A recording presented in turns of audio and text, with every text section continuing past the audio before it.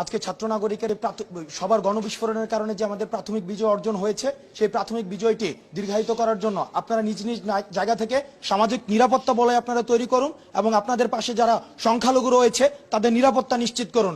এবং এই বাংলাদেশটা আমাদের, এই বাংলাদেশ আমাদেরকেই গড়তে হবে।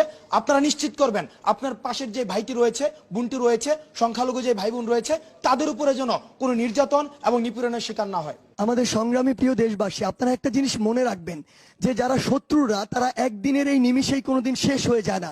তারা যখন দেখেছে যে তাদের প্রাথমিক পরাজয় হয়েছে, তখন তারা এখান থেকে চলে যাওয়ার সময় শেষে একটি বিষ দাঁত বসিয়ে দিয়ে যেতে চাইবে। সেটি হতে পারে যে আমাদের আশেপাশের যে সংখ্যালঘু ভাই বোনেরা রয়েছে তাদেরকে আঘাত করার মাধ্যমে, প্রোপাগান্ডা ছড়ানোর মাধ্যমে, গুজব ছড়ানোর মাধ্যমে, কিংবা এটিও হতে পারে যে দেখবেন আমাদের যে সেন্সিটিভ ইস্যুগুলো রয়েছে, আমাদের গণমাধ্যম কর্মী ভাই বোন বৃন্দ, আমাদের অ্যাম্বুলেন্স, আমাদের ফায়ার সার্ভিস, আমাদের শিক্ষা প্রতিষ্ঠান, আমাদের হাসপাতাল, এই জায়গাগুলোতে তারা আঘাত করতে চাইবে, আগুন দিতে চাইবে। আমাদের সবার নিজের জায়গা থেকে সচেতন থাকতে হবে, প্রতিরোধ গড়ে তুলতে হবে, যেন আমাদের এই যে একটি বিশাল অর্জনের দ্বার প্রান্তে আমরা রয়েছি, সেই অর্জনটি যেন এরকম প্রোপাগান্ডা দিয়ে, উদ্দেশ্যমূলক এরকম দুর্বিষহ কিছু ঘটনা দিয়ে ভুলুণ্ঠিত করতে না পারে।